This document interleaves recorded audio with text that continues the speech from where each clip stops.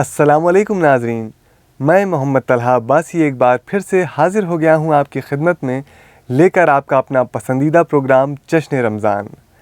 دوستوں، آپ تو جانتے ہیں کہ آج 5واں رمضان ہے، تو اس موقع پہ آج علامہ اعجاز فرخ صاحب اپنا 5واں بیان پیش کریں گے۔ اگر اس بیان کے تعلق سے آپ کے ذہن میں کوئی سوال اٹھتا ہے تو آپ نیچے کمنٹ باکس میں کمنٹ کر کے ہم سے وہ سوال پوچھ سکتے ہیں۔ اعوذ باللہ من الشیطان الرجیم، بسم اللہ الرحمن الرحیم۔ عزیزان گرامی، کل کی تقریر سے یہ گفتگو مسلسل ہے۔ کل خاتمہ تقریر سے پہلے میں نے اسی آیت کی تلاوت کی تھی کہ کیا دنیا حسد کرتی ہی رہے گی۔ ذات واجب کا طرز تقاطب دیکھیے، انداز دیکھیے، آیت کے تیور دیکھیے اور غور فرمائیے کہ عام یحسدون الناس، کیا دنیا حسد کرتی ہی رہے گی علی ما آتاہم اللہ من فضلہ، جب اللہ اپنے فضل و کرم سے کسی کو کچھ عطا کر دیتا ہے۔ فقد آتینا آل ابراہیم الکتاب والحکمۃ، اور ہم نے آل ابراہیم کو کتاب بھی دی اور حکمت بھی دی۔ وآتیناہم ملکا عظیما، اور ان کو ملک عظیم عطا کیا۔ ذرا سا آیت کے اجزاء پر غور کریں۔ کل کی گفتگو میں یہ عرض کر چکا تھا کہ انسان میں دو جذبے بدرجہ اتم پائے جاتے ہیں۔ ایک جذبہ ہوتا ہے رشک کا اور ایک جذبہ ہوتا ہے حسد کا۔ رشک اس کو کہتے ہیں کہ جہاں انسان دوسرے کو اپنے سے بلند دیکھے، علم میں، فضل میں، ہنر میں، کمال میں، جاہ میں، حشم میں، مال میں، باغات میں، اسمار میں، اور یہ سوچے کہ وہ تو اپنی جگہ رہے، میں بھی ترقی کرتے کرتے اس تک پہنچ جاؤں۔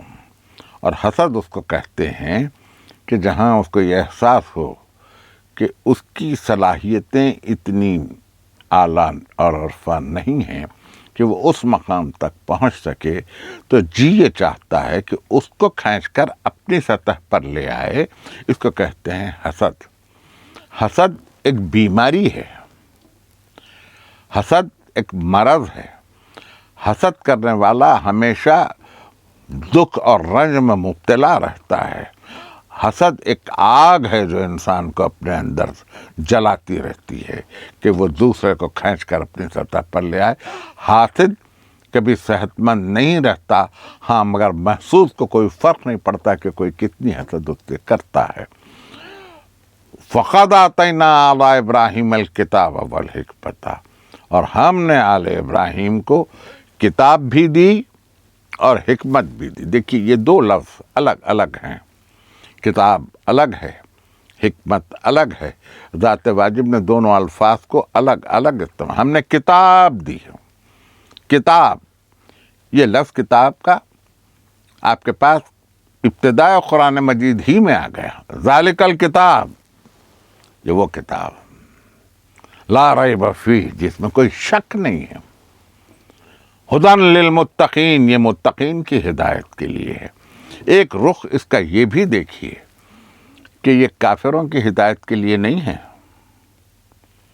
یہ مسلمین کی ہدایت کے لیے نہیں ہے، یہ متقین کی ہدایت کے لیے ہے، مومنین کی ہدایت کے لیے نہیں، متقین کی ہدایت کے لیے۔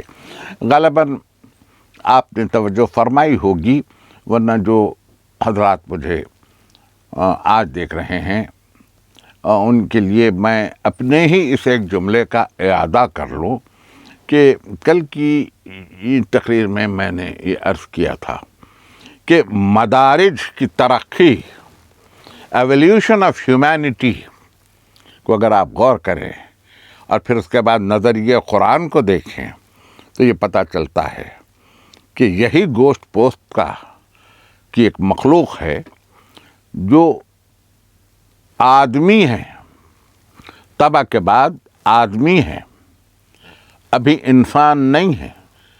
غالباً میں نے غالب کا یہ شعر پڑھا تھا کہ بس کہ دشوار ہے ہر کام کا آساں ہونا، آدمی کو بھی میسر نہیں انسان ہونا۔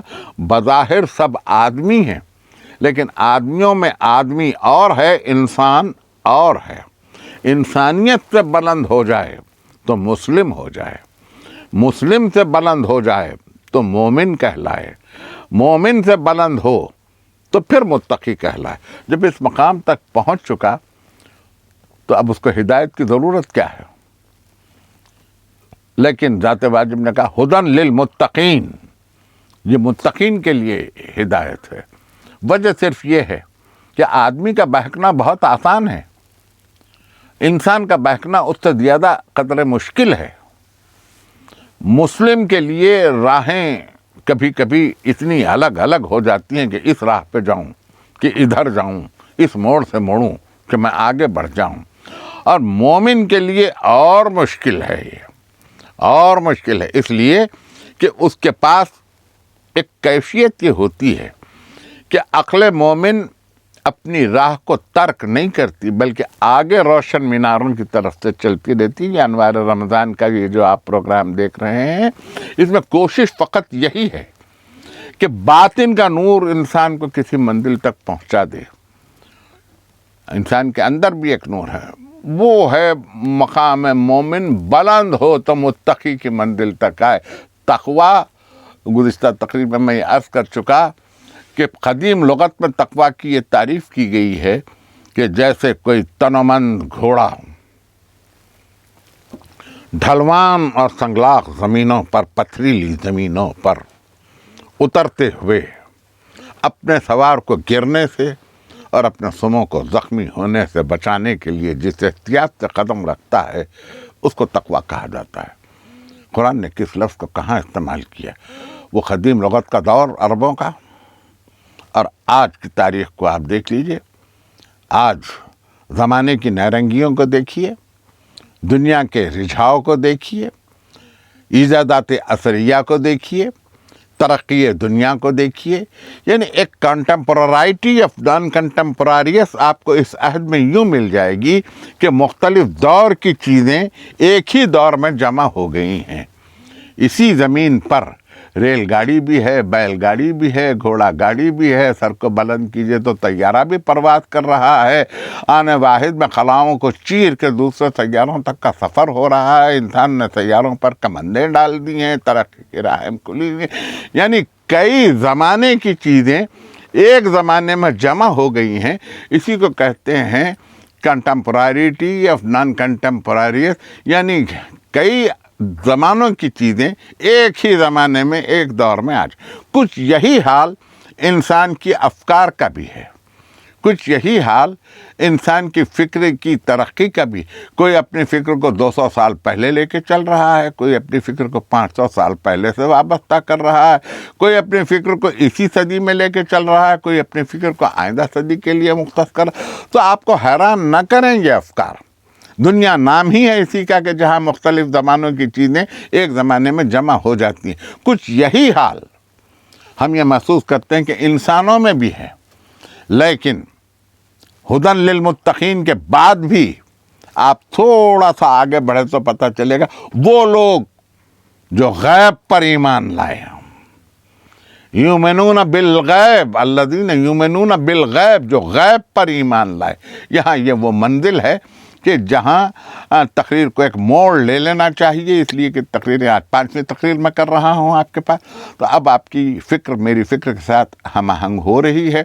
میں کہوں گا بہت کم، لیکن آپ کی ترقی یافتہ فکر میری تقریروں کے لیے راہ ہموار کر رہی ہے کہ میں اس طرح سے ترقی کرتا ہوا جاؤں کہ کوئی یہ فکر ہے کہ غیب پر ایمان ہو، یؤمنون بالغیب، اور پھر ان پر یقین جو پہلے سے کتابیں لے کے آئے، ان پر یقین، سابقہ شریعتوں پر یقین، عمل نہیں۔ قرآن ناسخ ہے، سابقہ شریعتیں منسوخ ہیں، لیکن یقین تو ہے۔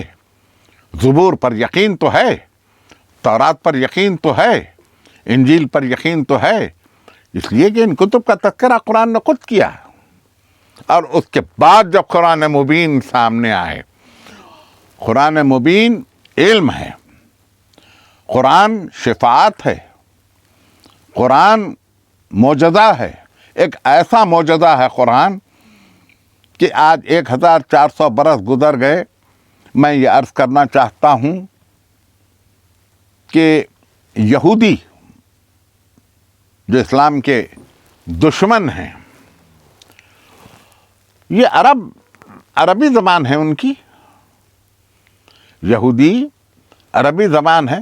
ہماری ببلیوگرافی عربی کی انہوں نے یہ ترتیب دی ہے، لیکن اس کے باوجود یہ کتنا بڑا معجزہ ہے کہ انہوں نے مسلمانوں کے لیے ساری سازشیں تو کر چکے، 1400 صدیوں سے ان سازشوں میں مصروف ہیں، سازشیں کر رہے ہیں، سازشیں جاری ہیں، سازشوں کی مستقبل کی تیاریاں بھی ہو چکی ہیں.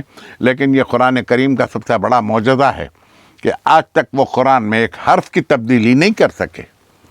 آیت تو دور کی بات ہے، ایک حرف کی تبدیلی نہیں کر سکے، ایک لفظ کی تبدیلی نہیں کر سکے، ترتیب میں تبدیلی نہیں کر سکے، تحریف نہیں کر سکے، مفہوم. مگر یہ ہوا، ان کا نہیں، ان سے متعلق نہیں، مگر یہ نہیں کر سکے، یہ ان کی مجبوری تھی کہ وہ یہ نہیں کر سکے. لیکن میں اس کو کم علمی کہوں، قرآن کی عدم فہمی کہوں، محتاط علمی کہوں، کہ جب ترجمے یا تفسیر کی بات آئی اور ذات اقدس گرامی کی بات آئی تو وہاں مفسرین کرام نے یہ کیا کہ جب ترجمہ کیا تو ان کے پاس جتنے لفظ تھے، جتنے لفظ ان کے علم میں تھے، جتنے لفظ ان کی لغت میں تھے، جتنے لفظ ان کے پاس تھے، عربی لغت نے جو معنی فراہم کیے، اس لغت نویس کے پاس جتنے لفظ تھے، اس لغت کو پڑھ کے انہوں نے ان الفاظ میں قرآن مبین کا ترجمہ کر دیا. اور تفسیر کرنے والوں کا حال تو کچھ اس سے جدا ہے. انہوں نے آیت کی شان نزول کو بھی دیکھا ہوتا، جس پر نازل ہوئی اس کو بھی دیکھا ہوتا. دیکھیے، قرآن ایک ایسی جامع کتاب ہے کہ جس میں ایک ایک لفظ کے کئی معنی ہیں. خود ہمارے پاس اردو ادب میں ایک لفظ کئی معنی رکھتا ہے اور پھر اپنے محل استعمال سے نئے معنی پیدا کرتا ہے. یہ تو قرآن ہے، ذات واجب کا کلام ہے، یہ کلام الہی ہے. اس نے جب لفظ استعمال کیا ہے تو اس کے بعد اس کے کئی معنی اس میں پیدا ہوئے. انسانوں نے یہ کیا کہ جب اس کی تفسیر کرنی چاہی تو اپنے فہم و شعور کی حدود میں جا کے تفسیر کی، اور وہ کر بھی یہی سکتے تھے، اس سے زیادہ تو کر نہیں سکتے تھے. چاہیے تو در حقیقت ہم کو یہ تھا کہ ہم قرآن کا فہم حاصل کرتے راسخون فی العلم سے، کہ جن کا میں علم کا رسوخ ہے، جن کے پاس جو راسخون فی العلم ہے، ان سے حاصل کرتے. اب کیا بھی ہے، وہ بھی تفسیریں ہمارے پاس ہیں، لیکن تفسیر کا حق تو سب نے اپنے پاس رکھ لیا محفوظ کہ میں بھی تفسیر کر سکتا ہوں. میں عربی زبان سے واقف ہونا اور جو ہے لہجہ قرآنی سے واقف ہونا اور ہے رمز قرآنی سے واقف ہونا اور ہے سر قرآنی سے واقف ہونا اور ہے لہجہ الہی سے واقف ہونا اور ہے، یہ وہی کر سکتا ہے جو مزاج نبی سرکار رسالت میں آپ سے واقف ہو. اس کے سوا یہ کسی اور سے ممکن نہیں ہے. میں کھلے لفظوں میں یہ کہوں، اب یہ جو ہم ترجمہ کر رہے ہیں، یہ ہم جو تفسیریں پڑھ رہے ہیں، یہ تفسیریں تو ہمارے فہم کے مطابق ہیں. کیا ارادہ الہی میں اتنا ہی فہم تھا؟ اگر یہ ہے تو قرآن میں محکم آیتیں بھی ہیں، متشابہ آیتیں بھی ہیں. محکم آیتیں روح قرآن، جان قرآن، زندگی قرآن، حقیقت قرآن محکم. متشابہ وہ کہ جہاں تشابہ پیدا ہو جائے کہ اس کے یہ معنی ہے یا یہ معنی ہے، یہ راہ ہے یا یہ راہ ہے، اس کو کہتے ہیں متشابہ. اور انسان بدلتا وہی ہے جہاں متشابہات ہیں. اگر وہ اپنے متشابہ کو محکم آیت پہ عرض کر کے معنی حاصل کرنے کی کوشش کرے تو انسان کے قدم کے ڈگمگانے کا کوئی سوال نہیں پیدا ہوتا. لیکن ہوا یہی کہ اس نے محکم کو الگ پڑھا، متشابہ کو الگ پڑھا، متشابہ کے معنی تلاش کیے لغت میں، اور لغت نے ایک معنی فراہم کر دیے، اس نے ان معنی کو لا کر وہاں چسپاں کر دیا۔ اب یہ تفاسیر کا حال ہے، ظاہر ہے کہ وہ بڑے مفسرین ہیں، ان پر حرف گیری میرا مقصد نہیں ہے، لیکن مزاج قرآن کو سمجھنا اور اس سے آگے بڑھنا اور شریعت سرکار رسالت کو سمجھنا، اس پر زندگی کو گامزن کرنا، یہ ہے حیات انسانی کا اصلی مقصد۔ شریعت کے اطلاق میں مقصد ہی یہ ہے۔ ذرا سا ایک نظر جائزہ یوں بھی لے لیجئے، کیونکہ کل کی تقریر میری تاریخ کے جملوں پر ختم ہوئی تھی کہ تاریخ کا کیا حال ہے۔ آج ذرا سا میرے ساتھ آپ سفر کریں تو عرب کے اس معاشرے کا بھی تذکرہ ہو جائے جس دور میں قرآن مجید نازل ہوا تھا۔ اس وقت دیکھیے عرب میں لغت نہیں تھی، لغت ترتیب نہیں پائی تھی، گرامر بھی نہیں تھی، قواعد بھی عربی زبان کے ترتیب نہیں پائے تھے، لیکن اس کے باوجود عرب فصیح تھے، بلیغ تھے، بڑے شاعر تھے، شعر گوئی ان کا سب سے بڑا مشغلہ تھا، ادب، عربی ادب پہ ان کو بڑا رسوخ حاصل تھا۔ امراء القیس کے قصائد آپ نے پڑھے ہیں، سنے ہیں، عربی کے وہ نادر قصائد ہیں جنہیں نوادرات ادب میں ان کا شمار ہوتا ہے۔ ایسے ایسے قصیدہ کو کہ کھڑے کھڑے قصیدے کہہ دیں، کھڑے کھڑے کئی سو شعر کے قصیدے کہہ دیں، اور اس نزاکت بیانی کے ساتھ کہ 19 بحریں تھیں عربی کی، 19 میٹرز اوزان شاعری کے، اور یہ عرب پورے 19 بحروں میں شعر کہتے تھے۔ اس میں سے 4 بحریں تو ایسی ہیں کہ جس میں سوائے عربوں کے کسی نے شعر آج تک نہیں کہے۔ 1442 ہجری میں میں آپ کے روبرو تقریر کر رہا ہوں۔ اتنے فصیح و بلیغ تھے عرب، ایسے فصیح و بلیغ، ایسے شعر کہنے والے، ایسے قصیدہ کہنے والے۔ جملہ ادب کی 19 بحروں میں سب میں انہوں نے شعر کہے ہیں۔ 4 بحریں ایسی ہیں، میں اس وقت میرا موضوع شاعری نہیں ہے، میں اس پہ گفتگو نہیں کروں گا۔ 4 بحریں ایسی ہیں جس میں سوائے عربوں کے کسی نے شعر نہیں کہے، فارسی شعراء نے نہیں کہے، اردو شعراء نے تو کہے ہی نہیں اس میں شعر۔ ایسے فصیح و بلیغ تھے۔ ایسے میں دیکھیے ایک بات شاید آپ نے پہلے بھی سنی ہوگی، لیکن مجھ سے ایک مرتبہ اور سن لیجئے، آپ کو لطف آئے گا۔ موسیٰ کے دور میں عصائے موسیٰ معجزہ تھا، اس لیے عصائے موسیٰ معجزہ تھا کہ اس وقت سحر یعنی جادو کا بڑا زور تھا۔ آپ نے خود سن رکھا ہے کہ فرعون کے دربار میں جادوگروں نے رسیاں پھینکی، وہ سانپ بن گئے، سحر تھا۔ موسیٰ نے اپنا عصا پھینکا، اژدہا بن گیا، سب سانپوں کو نگل گیا۔ آہستہ آہستہ جب ہم تقاریر کو آگے بڑھ کے لے جائیں گے تو ہم اس واقعے کا پورا تذکرہ بھی کروں گا میں آپ کے لیے، لیکن یہ کہ موسیٰ کے لیے معجزہ عصا، جادو کے خلاف، سحر کے خلاف۔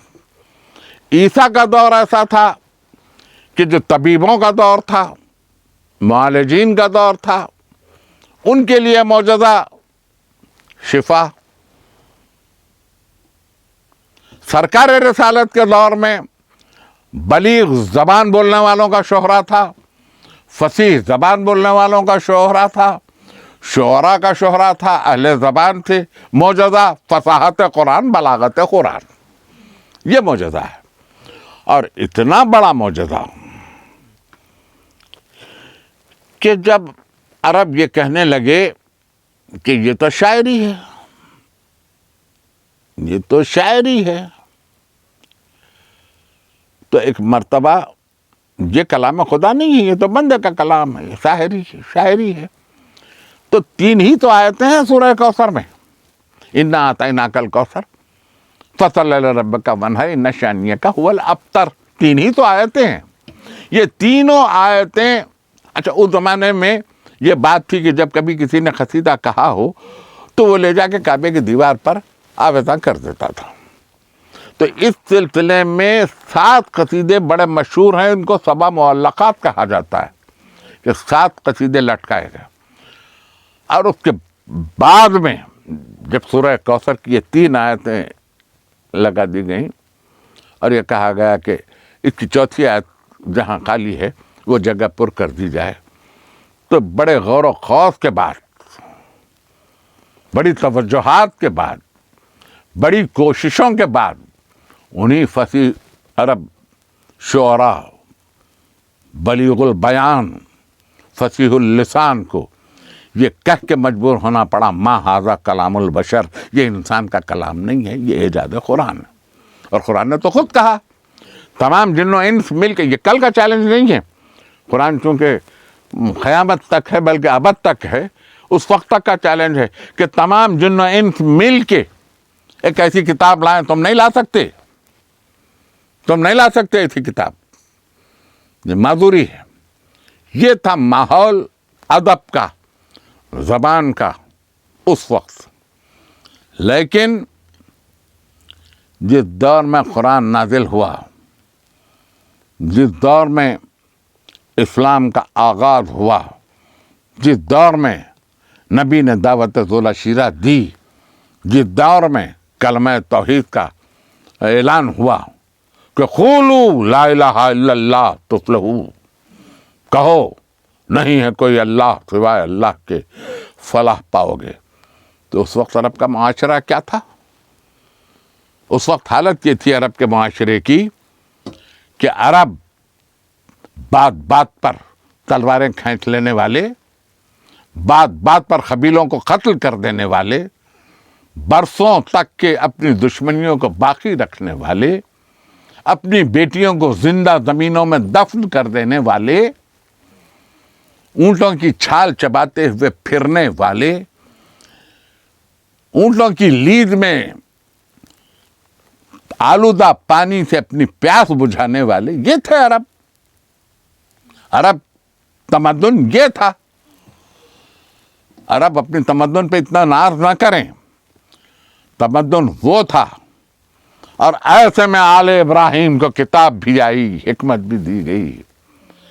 فقد آتینا آل ابراہیم الکتاب والحکمت وآتیناہم ملکا عظیما، اور ان کو ملک عظیم عطا کیا گیا.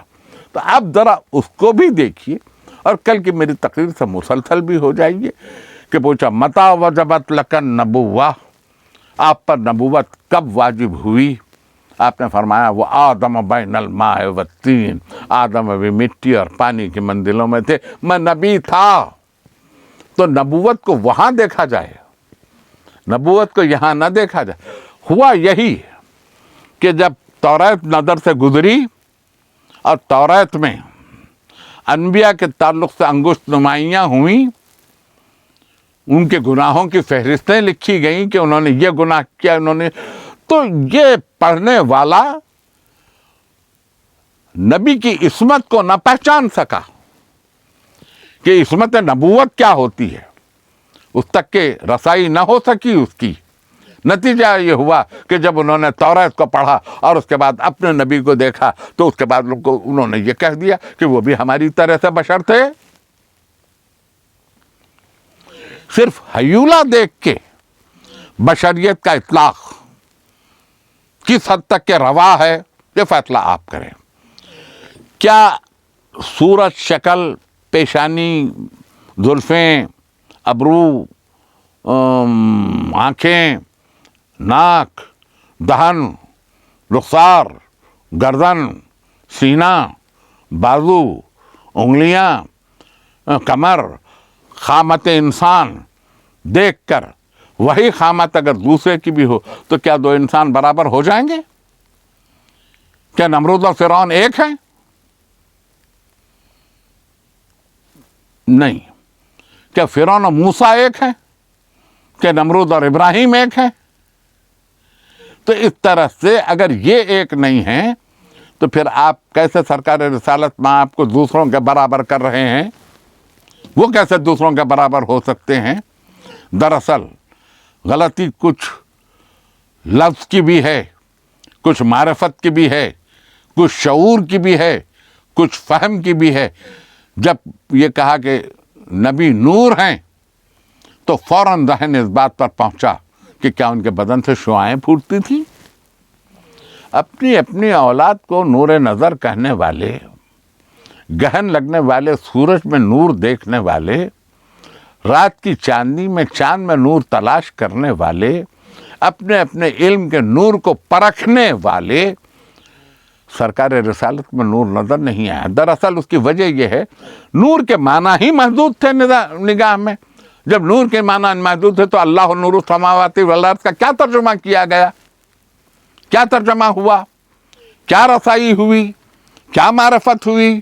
کیا ادراک ہوا؟ کہاں تک ذات واجب کا پہچانا گیا؟ کبھی اے حقیقت منتظر نظر آ لباس مجاز میں کہ ہزاروں سجدے تڑپ رہے ہیں میری جبین نیاز میں. تو معرفت کے لیے جب یہ راہیں طے ہو رہی ہیں تو وہ آئے کیسے لباس مجاز میں؟ کوئی پہچانے کیسے؟ اقبال کو پڑھا میں نے، کوئی پہچانے کیسے؟ کس انداز سے پہچانے؟ اس کو پہچاننے کے لیے ایک سیر افلاک کی ضرورت ہے. ایک سیر افلاک کی ضرورت ہے کہ انسان سفر کرے معرفت نبی میں.